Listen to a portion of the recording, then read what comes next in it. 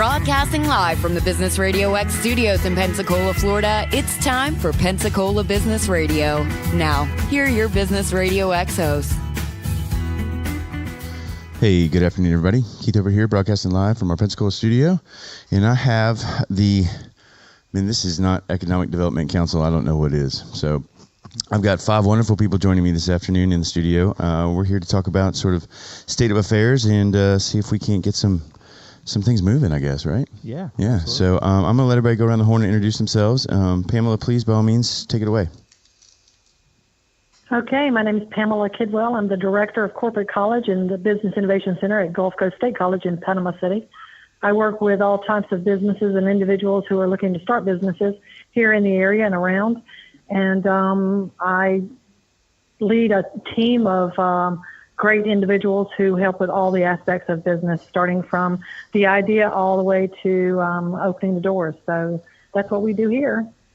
Well, great. Thank you for being here. Welcome. Thank you. Andrea. Hi, I'm Andrea Wester-Bronner. I'm the Senior Vice President of Strategy and Partnerships for the International Business Innovation Association. A little bit too many words there, I know. But essentially, we're the world's largest organization, a member association for anybody that supports entrepreneurs. So we used to be focusing on incubators, but now we curate best practices for and share that information and allow a networking space for incubators, accelerators, co-working spaces, et cetera. My particular background and interest in an area that we're taking NBIA very heavily into is entrepreneurial ecosystem development. So I'm very excited to be here, learn from you all, and hopefully talk about some best practices out there today. Great. Well, thank you for being here as well. Hey, I'm David Musselwhite. I operate a small co-working space in Pensacola called Pensacola Social Desk, and basically try to operate as a community builder with Wes, with the Entrepreneur and Innovation Council, as well as collab with the EEG group. I'm Kelly Reeser with Tech Farms Capital. We are an early stage fund focused on high technology companies in the Southeast region. Good deal. And Wes Hudgens here with Gulf Power Company, help lead our efforts to invest and grow our entrepreneurial strategy throughout Northwest Florida. Do that by helping to chair the Entrepreneurship and Innovation Council on a regional level, as well as helping to coordinate and support other efforts like the Pensacola Entrepreneurial Ecosystem Group, EEG, and some other efforts that help support entrepreneurs throughout the greater Pensacola and Northwest Florida area. So lots of long titles, right? Big words. So a lot of smart people around the table with us today. So Wes, I know you've kind of kicked all this up and really gotten us all started to think about our economic development here as a whole, and really kind of bringing us together to be a little bit more of a team. So what sparked you to just kind of get us all moving in the right direction here? Yeah, I wanted to, so the kind of impetus behind this show is to help get together key stakeholders throughout the region, business leaders and subject matter experts, to have in-depth conversations about how we continue to grow and support entrepreneurs throughout Northwest Florida. And so this is kind of the first show of that effort. And so looking forward to having this group on and sharing today as we kind of talk about our topic. And specifically, the topic today is how we continue to develop and grow the region's entrepreneurial hubs and connect them with industry clusters, assets, services, networks, facilities, tools, and expertise, all those things that really serve as the ecosystem of a good entrepreneurial effort.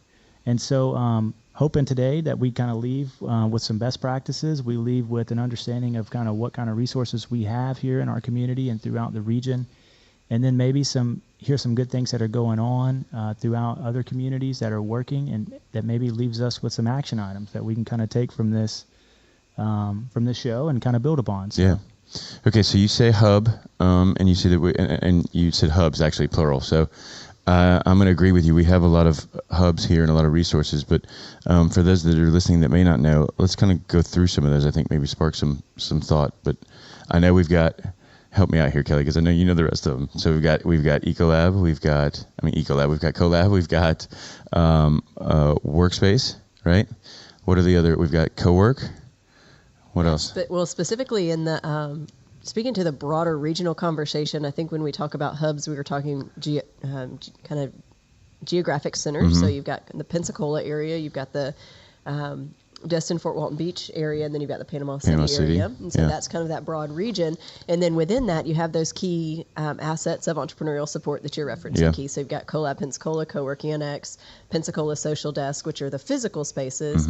And there's a few others that have popped up around niche communities like creatives. Makerspace type areas. Right. Panama City specifically has tech farms and just other physical locations that are dedicated to supporting and growing our entrepreneurs in the region. And I think when we talk about those being hubs, is what we can do by this conversation is connect those. How can those be unique in their offering, but also interconnected with the others such that we have a much broader ecosystem. Yeah, and kind of working towards the same goal. Absolutely. Yeah. So, Pamela and Andrea, give us your thoughts on the sort of hub and the network situation. Speaking more broadly to what Kelly was saying, there are and there has been considerations. Starting, I kind of walked into this play back in 2012, and back then everything was separated. So as we look at then versus now, we're actually having a radio talk show about us getting together. When we were talking in 2012, we were opening the Business Innovation Center, which was the Rev 2 of the Small Business Incubator here in Panama City. Since that time, there's been numerous reiterations of that concept, and tech farms joined the circus, the entrepreneurial pool of offerings here in the local area, and have done a phenomenal job in bringing in a new higher tech level to the picture. We were more broad-based on our thoughts as it relates to the Business Innovation Center. And we continue to be broad-based in that we are not looking at just tech. We're looking at all small business and entrepreneurship. And there's other people who are coming along. There's talk for there to be something happening in Okaloosa. There's new conversations going on in Panama City.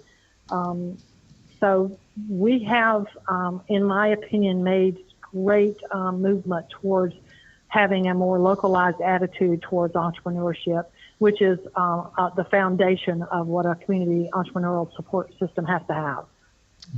And I think we've done a phenomenal job for that since my being in 2012. There was work before me, and there will be continued to be work after me. But since I've been here, I think we've made some great strides to do what we're doing now. Yeah, well, and I can tell by the shaking heads around the table, we're all kind of agreeing with you for sure. But okay, so you brought up a couple points that with some new conversations and things that are going on, what does everybody think the foundation for our support efforts should be? Wes, I'm going to let you take the lead on that one. Yeah, I think what we need, and certainly open to getting more feedback on this, but, we have to have those central locations to where these entrepreneurs can gather, can get the support that they need, and whether that's a site that's like a CoLab here in Pensacola specifically, but a site that is like a place that offers mentorship, co-working space at a discounted rate, just something to help get these entrepreneurs started, but to get them at a central location so that we kind of create this, I don't know, I'm going back to like critical mass, where you get everyone at the same site. They're kind of similar minds doing similar things, help build a buzz, and they kind of grow the entrepreneurial scene a little bit.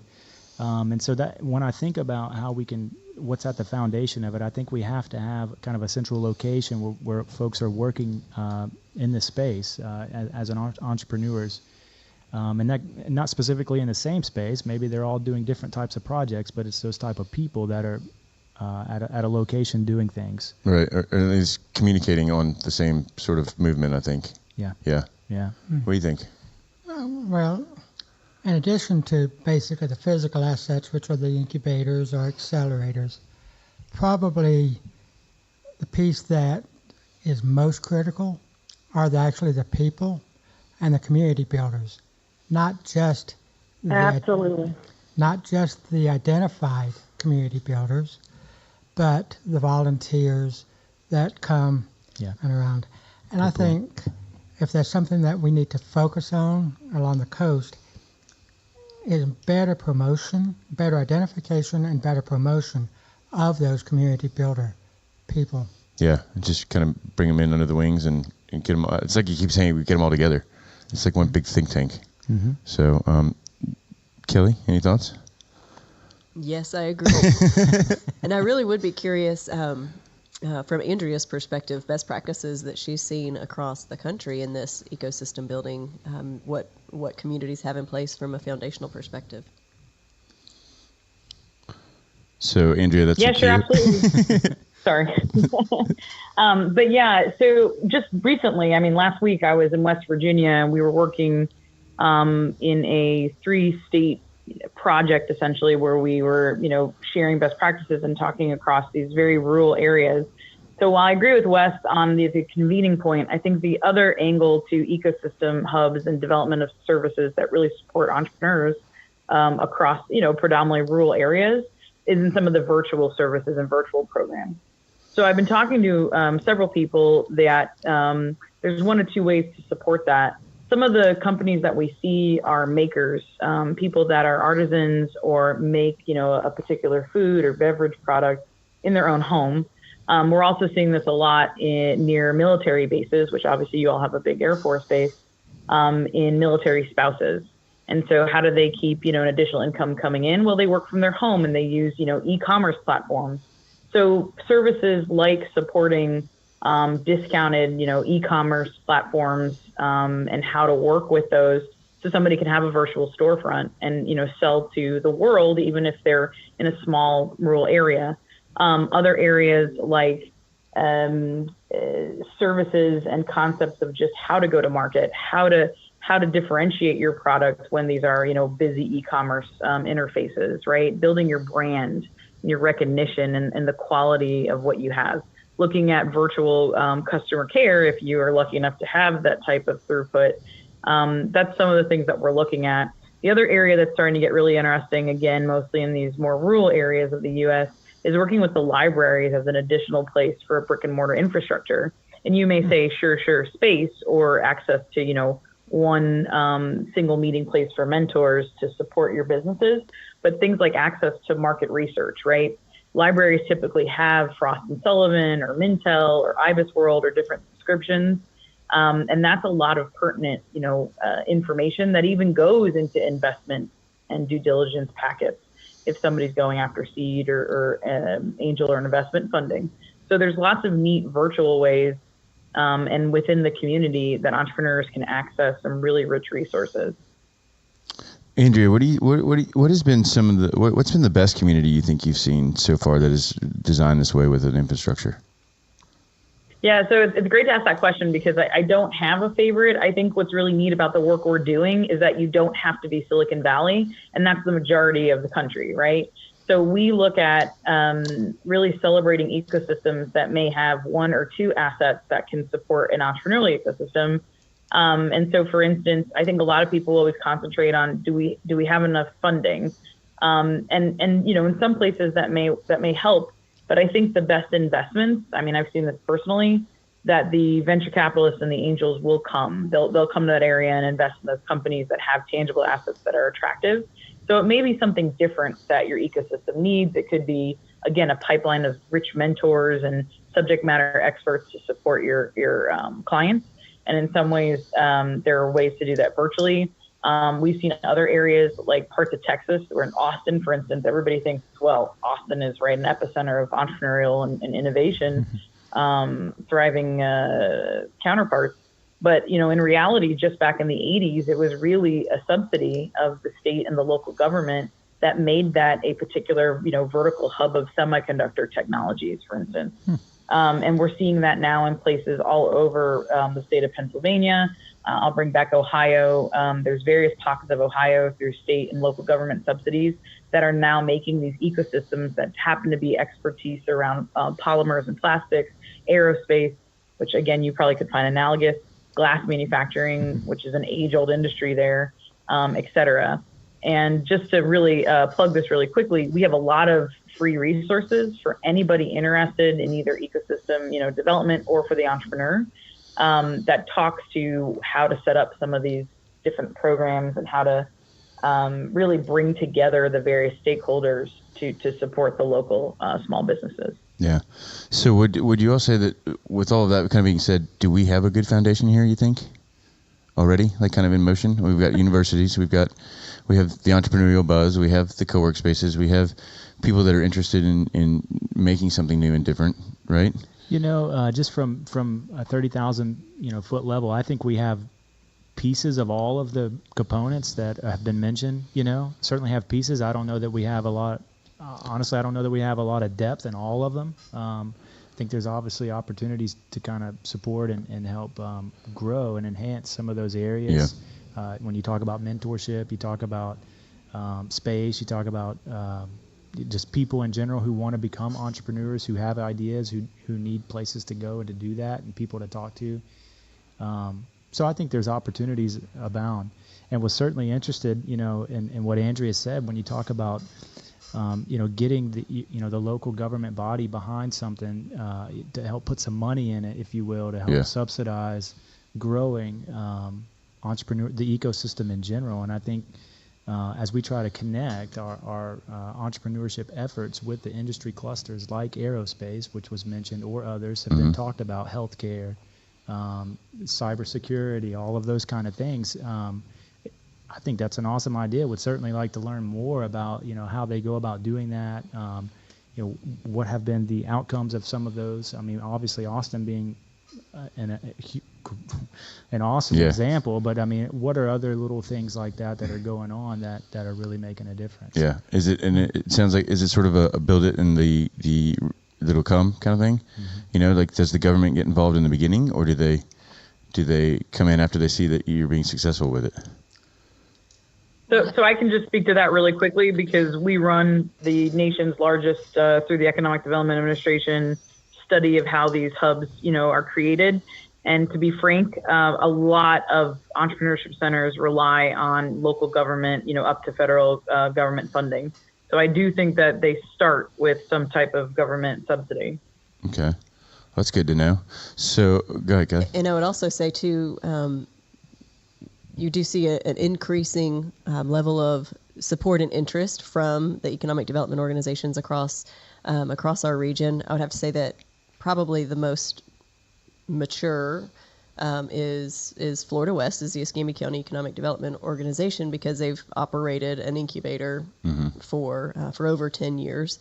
And then there's differing levels of support, but definitely all moving in that direction. So I think I don't know that it's hard to say chicken or egg, but I do think that you've got the demand from the community is what ultimately drives that government support. So you've got entrepreneurs standing up in your community saying, with just these few tools, we could go to the next level. And then you've got this, government support system that says, okay, well, let us meet the needs of those entrepreneurs in our community. I think it's not something that a government entity can necessarily drive. Right. But definitely support. But it's definitely support. And so David referenced our EEG, which is our Entrepreneurial Ecosystem Gathering. And we kind of added support in their entrepreneurial support ecosystem is how do we, as support providers, better interconnect so that we create this almost like web of services that are interconnected to support the entrepreneurs in our region and help them grow, help them do what they do best. Right. And so yes, and to the question of yes and yes. Government support. Not offer that. In addition to all of that, a critical aspect really is the public policies, not just create an incubator, but taking a look at what is the actual true infrastructure that's needed in a community. And as well, how does the government or the city or the county or whatever spend that money? And are they actually putting the spending in support of the entrepreneurs? Yeah. So do the other parts of our region, do they have a foundation on their own, do you think? Or is it kind of all of us or none of us? You know, I always, and I've heard this, you know, because we're not a major metropolitan hub like in Atlanta, like in Austin, right, that really we're all having to work together across the region. But I do think there are pockets, you know, specifically in Panama City. You talk about tech farms, or you go to the Gulf Coast State College to the Business Innovation Center. There are assets and resources and people there to help. So I mean, but we're all working together. Somebody who may be in need of a piece of equipment to build something might be able to go down to Panama City and get help. I mean, so we're all having to work together because we don't have that critical mass of people. And with that, there's a term that I think is applicable called co-opetition, which is really every county, every city along the coast is both competing with every other city and county, as well as Wes is saying, trying to cooperate. Right. So it's a fine line. It's a fine line, and I'd like to kind of maybe get some feedback. Is how on a national scale or on a larger scale, how do regions address that kind of interplay between competition and cooperation? Yeah. So, Andrea, I think that's probably a question for you again. Yeah, sure. So, to Pamela's point earlier, I think this entrepreneurial ecosystem work really, you know, starting to, I don't want to say peak, but definitely, you know, it's getting more online. I've been in it probably about 12 years now, and I don't think that there's a pervasive best practice, but one thing that we preach, and it's because, you know, I built something in 13 states of the Southeast on federal funding, is that to have the most successful ecosystem mapping and to create, you can always come back in and get all the stakeholders involved. You need to start differentiating. You need to individually create your value propositions, and you need to figure out how to remove the overlaps. I can give you a very quick example where we did some of this work in New Orleans, which actually has 80 different disparate entrepreneurship centers, the majority of which not only step on each other's toes, but actually do not support and provide the services to the majority of citizens in the area as entrepreneurs. This was all a third-party evaluation done. They're probably on their fourth iteration of an economic development group that's looking at how to do small business economic development locally and correctly. But that was part of the long process that they're about to take place in, which is, you know, making sure, and I think this comes from the funder at the end of the day, who's going to have to sit there and referee and make sure that the various groups are not just, you know, differentiating in value, but making sure that they're actually representing, creating services and products that will support the majority of entrepreneurs in the ecosystem. Okay, so how do we not end up like that? You know, how do we work together so we don't end up like that? Oh, I think exactly what we're doing right now is just it's the continual dialogue of you know, respecting each support organization's individual mandate and requirements from their funder. Again, my previous role was in our economic development organization that we knew at the end of the day we were accountable to the county commission and the city council, Muscogee County, and then the city of Pensacola city council, therefore the taxpayers of that community. And so the work and the efforts that we did had to focus on, you know, growing our community. There's ancillary benefits by the entire region being bolstered, but of course, you know, I couldn't fault my counterpart in Bay County for, you know, wanting those entrepreneurs to stay in their county as opposed to ours. So there's definitely, to David's word, of co-opetition. You know, but I think through the dialogue you gain and you maintain that respect, that mutual respect and understanding of the other's mandates and requirements. I would have to say that through our dialogue, the first big breakthrough moment for me was working with our Small Business Development Center. And I would continually refer entrepreneurs who just had an idea. I would send them over to the SBDC to help them write their business plan. And I think Kelly Massey, our regional director, he probably said it at least half a dozen times before I actually heard him say it, was that that's not really what they're measured on. And so that's not their bread and butter. So we identified that as a gap in the ecosystem that somebody can provide that support, provide that assistance to the very, very early stage entrepreneur. How do we address that as a community and be able to provide that? But then it's also me being a good partner to the SBDC and not constantly referring things that they don't. Things that aren't their bread and butter. That aren't their bread and butter, and of course they provide that service. But again, it was them saying that what the stage of company and the stage of business that they really hinge on is that later stage kind of growth stage development services. So it was through Northwest Florida Forward and through locally, hyper locally in the Pensacola area, we do have our monthly entrepreneurial ecosystem group. And I think through both of those conversations, I think that we just continue to move forward and in as coordinated an effort as possible. Yeah. Well, I think the other thing too is a lot of times they expect the Small Business Development Center to write the business plan for them, which doesn't happen. It's not how it works. Yeah, that's part of the boot camp of entrepreneurship. You got to put something. Put in the time. Get it out of your head and get it on paper. Yeah. So so let's follow with that a little bit, because you were saying that was a gap that was identified. What do you think are some of the other things we're missing, or some of the other gaps that need to be filled?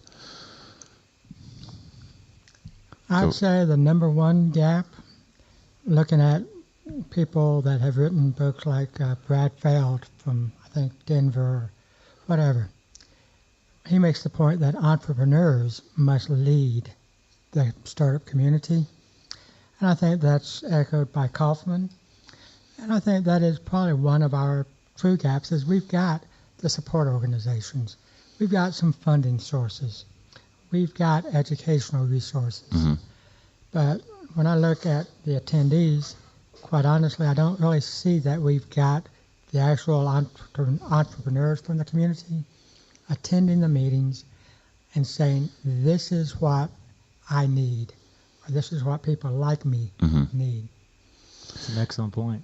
So you don't think there's a correct representation for who's actually behind the scenes trying to build it? That would be correct.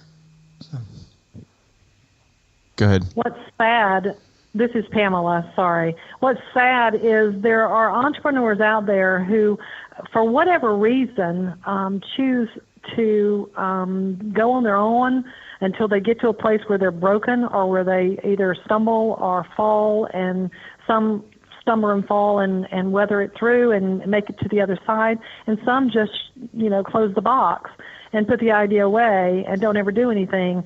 And I don't know if it's from a fear of showing too much too publicly, so they don't get out and ask for help, because I believe everybody on this call has made it abundantly clear that there are resources out there to help on every aspect of business. It's just and I feel I had two people in my office today who are way far into their project of their idea, and they are crashing and burning, and they're asking for help for the first time. And so while we can rescue who we can rescue, I'm not sure who's not getting to the net to ask for help. And I don't know if it's I don't know if it's a fear of not wanting anybody to know, but an idea is only an idea. If you don't act on it and you don't seek, your resources are out there to help you, you're not going to get anywhere. You're just going to, some will make it, some will be wonderfully successful, and, we'll read about them in the paper or watch them on some TV show, but there are going to be lots and lots who could have made it had they asked for help. So how do we identify those that are not attending, or so that we can do something like a welcoming committee or some form of reaching out and letting them know, come join us? I think we keep raising the awareness. I mean, I think it's things like this that continue to help bring people to the table and make them aware that, hey, we are trying to pull together a coordinated effort to help enhance and grow this ecosystem, but we need you at the table. And that, hey, that's a call out to anybody who maybe has been successful or who has seen some success but maybe needs some help or whatever. I mean, we're here to help. We want to help connect you to those folks who might be able to provide you the tools, the time, the mentorship to get there. So. Absolutely. And I think it just has to, in general, it has to be easier. And I don't want to use that term because entrepreneurship in general is not easy. But, for an entrepreneur who's got head down because they see product market fit, the timing's right, it's go time, they don't have time to search for all the different resources in their community. So again, to the effort of Northwest Florida Forward is coordinating those efforts, making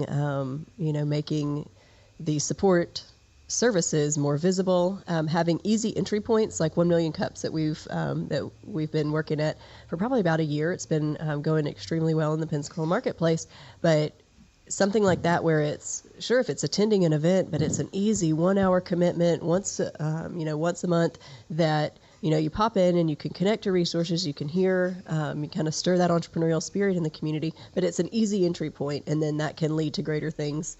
So I think that making it easy for the entrepreneur, having an entrepreneur-facing front that takes into consideration how they're thinking, not how support organizations necessarily classify or coordinate themselves, but how, based on the entrepreneur's need, what is that forward-facing view? Right. And I think being able to define and to offer to entrepreneurs an opportunity that's easy for them to give back to the community is one of the more critical elements, because what we're looking for really, I think, are the successful entrepreneurs, the ones that have been there, and the ones that then are willing to come back and offer their expertise, offer their perspectives or whatever, as kind of a give back program. Andrea, I'm going to ask you. Absolutely. I'm going to ask you because I think you've got a pretty large view across the United States. But is there any communities out there that are doing anything that's more successful than not, as far as sort of welcoming or drawing some of those entrepreneurs to come up to the front of the face for the camera or whatever term you want to give it, but really getting them out there to lead the pack? Or any programs. Yeah, sure. So I think. Yeah, I'm sorry. Sorry. I think it goes twofold. I think you've got, how do you create the next generation of founders?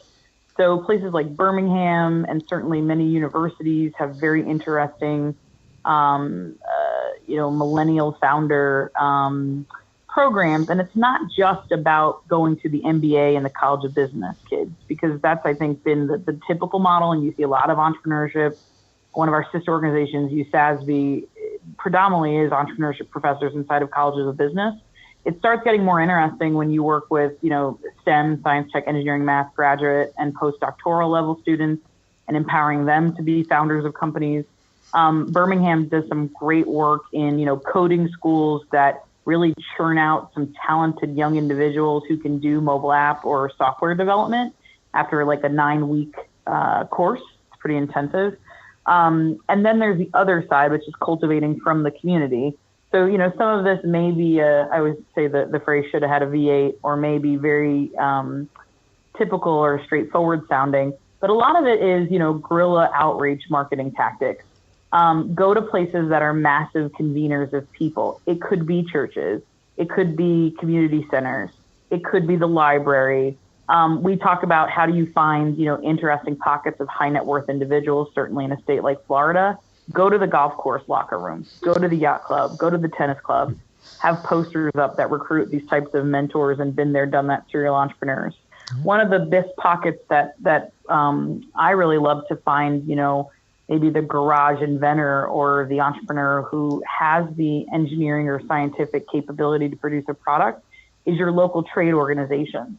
I'm a proud member of the American Society of Mechanical Engineers. There's the Institute of Electrical and Electronics Engineers, American Chemical Society. All of a sudden, you'll start seeing that there's all these professional trade organizations that have local chapters. Those are phenomenal pipelines. And all you're doing is just telling them about the ideation groups out there if they don't have a company, but you never know who may have that consulting or maybe more of a lifestyle business that now wants to pivot into something that's more growth, or connecting them to another company in town where they have the technical or product know-how. So I like what she's saying, like go to the streets, like go get it instead of waiting for it to come to us. I'll volunteer to be part of anything with gorilla in it. That's right. So, okay, so I think we have enough of people that I think would want to do that, you know, or I know we have enough yacht clubs and golf courses and all that. So it's just a matter of starting those conversations, right? Mm-hmm. Yeah, so. Yeah, I liked what you talked about, Andrea, about definitely growing the outreach and marketing tactic. And that's been kind of one of our opportunities, if you will, is to how do we do that? What's the best? And so we hope to be talking about some of that soon. But some of those low cost, no cost ways of doing it through, you know, social media outlets and things. So that's certainly an action item for us to kind of take back, and which we already kind of knew. Yeah. Yeah. I think the kind of the one-on-one and one-to-small group outreach, you know, that we've also kind of talked about, would be kind of critical, you know, and like we've talked about reaching out through the Rotaries, you know, type thing. Yeah. Well, I think starting with here would work too, because, you know, we've got a pretty good reach. Yeah. With being digital, we can put it in front of whoever we want. So maybe that's just what we need to do is just let them know we're here, and we'll be more than happy to have a conversation with you, right? That's right. Yeah. So, Wes, any other thoughts that you've had with what we've got down here on the paper that we may have missed? No, nothing's really coming to mind. I think we've had some good topics here. Certainly enjoyed hearing about some of the other things that are working well. Anything stick out to anyone else on the call, on the show here today that maybe we should be considering, or you know, really, you know, firing things up in other cities, other areas? I really enjoyed this e-commerce stuff. I think from a rural standpoint, we've got a lot of area here in Northwest Florida. It's my understanding too that the I know the Navy side actually does. They actually teach. Part of coming on board with the Navy is they teach both husband and wife if of the, you know, marriage or whatever, to start a second business as a second source of income, but also as a way to do whatever they need to do with their money and their taxes. But they actually teach them to do that. So there's a lot of like Andrea was saying, those that are making stuff at home or whatever, those that are getting ready to sell things online. But they push that when they get enrolled, is my understanding. Yeah. So, as a matter of fact, last year they had at the Navy base, they coordinated a symposium of some kind for the spouses of military members that were entrepreneurs at home. And so it's again just these little pockets of success that are occurring here. We just got to continue to spread the message and grow the effort. So and the only other thing I know that we haven't highlighted, I don't think enough, is the resources we have with the universities. I think because we have so much school here. There's a lot of school. So and with the Haas Center and just the amount of research that's already been done that we have access to is huge. Yes. So. Yes. And you know, not to be kind of an agitator, but yeah, right. one of the things, and just kind of want some feedback on this, of what I've read, is the distinction in an ecosystem between leaders of the ecosystem and the feeders of an ecosystem. Specifically, the place of a university where the university wants to be in the position of leadership, when other places are saying the universities are critical, but they are really a support, they are really a feeder of an ecosystem, not so much the leader of an ecosystem. So I guess, does it matter? Well, I think it does kind of parallel what we were talking about earlier with government providing support, but in response to a certain demand from the entrepreneurial community. It's the same way, I think, with our university in Pensacola, in particular, the University of West Florida. You've got the establishment of a Center for Entrepreneurship, which can, to Andrea's point earlier, it can go digging into those other academic disciplines. It can go into the College of Engineering, and it can pull out some of those unique products or those unique individuals who are building cool things, and they can say, hey, have you ever considered? So it's just beginning and stirring up that conversation on campus. I think the Center for Entrepreneurship is doing that well. So that's feeding the pipeline of potential entrepreneurs. And I think when you come to the leadership point, David, is you take, for instance, the primary funder of the center is is probably Pensacola's most prestigious entrepreneurial entrepreneur, guy. Right? So you've got a gentleman named Quint Studer who seeded the development of and the establishment of the Center for Entrepreneurship, which is I think him taking a lead not only with his checkbook, donating for that center, but he's also spoken to the students several times, and he's desiring his name to be associated and affiliated with that program. So I think that you do have a combination of leader and feeder in our university setting, for instance. So yes, and I think I am a drinker of the Bradfield Kool-Aid of it must be for entrepreneurs, by entrepreneurs. There's got to be that leadership there, and then we as support organizations help feed and fuel and fund. We'll find another F that's going well. Their dreams, and it's how do we champion those individuals in our communities who are wanting to build great things and not hold them back. So it seems like they're going to be both. Just depends on what time of the life cycle they're in, right? Mm-hmm. Yeah. So Pamela or Andrea, any comments on that? I 100% agree with what she just said. Absolutely. Thanks. Spot on, Kelly. Spot on. Very good. Okay, so Wes, we're good to go, yeah? Yeah, I think it was a great show. Again, any other topics of interest? I know, David, I appreciate you sharing that one. Any other thoughts? No, but I do want to say, is there a place where if somebody who gets to listen to this wants to join or comment or anything, is there a place that we can send them to or an email address they can send us a message? Absolutely. So if they were to go to northwestfloridaforward.com, they can click on the Entrepreneurship and Innovation Council tab. There's contact information there for myself. Be happy to, if they wanted to email me, I'd be happy to let them know how to connect. Otherwise, if you're out in the community and want to, have some entrepreneurial ideas, reach out to some of your stakeholders at the economic development offices. Some of your professors probably may know some other folks who are involved in this space. But we're here and we're out and about, and we're happy to help. So just reach out to us. Let us know how we can help support. Go ahead, David. Yeah, being self-serving to that end. Another website that has been created to help support and promote more from the private sector side is a little site called smartcoast.us. That's right. Okay. And we have a portal somewhere that has like a bunch of resources and stuff listed on it, don't we? Yeah, at UWF, Center for Entrepreneurship, they have the list of the asset map there, which we kind of laid out with the acronym FASTER: funding, advice, space, training. Come on, help me out here.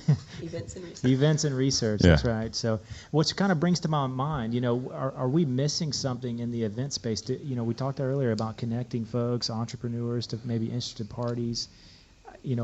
Do we have enough events? I know we went through this earlier in the year, kind of looking at all the events throughout the year, but do we need some more, do we need to help support the growth of more networking events, more convention center? Well, I think there are a few larger events, but I do see those. I will just make this a call for the Pensacola area, and really entrepreneurs from anywhere are welcome to present. But we're basically renewing a push for 1 million cups, and we would like that to be a weekly event. We'd like it to be every Wednesday at 9 a.m. so that anybody in our community knows that there's this conversation happening on a weekly basis. Again, ease of entry into the entrepreneurial ecosystem, we found that to be a very it's a resource-filled room, right? Absolutely. Yeah. And so anyone who has a business idea that they want to pitch, really, if we could have a slate of a dozen potential presenters, then I think the organizing committee would consider that going more regularly. Because where we struggled is just calling people in and bringing people in to do those to do the pitch, to do the presentation. I think if you go back and look at our YouTube channel or any of our Facebook Live, you'll see that it's not overly taxing. I think some people think it's not a TED Talk. I've got to have this perfectly refined pitch, but it's just presenting to an audience of like-minded people what you're working on and asking for feedback, asking for that validation. Yeah. And on a regional basis, just one thing that I think we've identified and we need to encourage is more regional events. Yeah. Because when we've looked at it across 8 counties, there's some in Pensacola, and then it gets thinner and thinner the further east we tend to go. Yeah. So that's another thing, just to reach out to anyone else in this area. Provide the opportunity. Yep. Yeah. Very good. All right. Well, we are getting to the end of our time here, so I want to thank everybody for joining us today. Pamela and Andrea, both Thank of you for asking us. Absolutely. Thank you for inviting me. Absolutely. It's I always love sharing experience because I think that's knowledge that's not in a book that is always worth more than its weight in gold, for sure. One more time, you want to give the website out for if anybody wants to reach out to get in touch? Absolutely. NorthwestFloridaForward.com. Click on the Entrepreneurship and Innovation tab.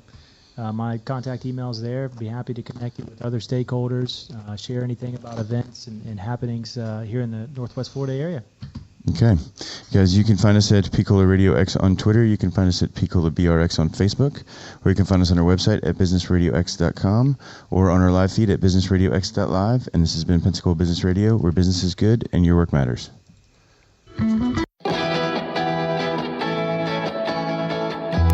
Thank everybody for listening today. My name's Keith Hilbert. This has been Pensacola Business Radio.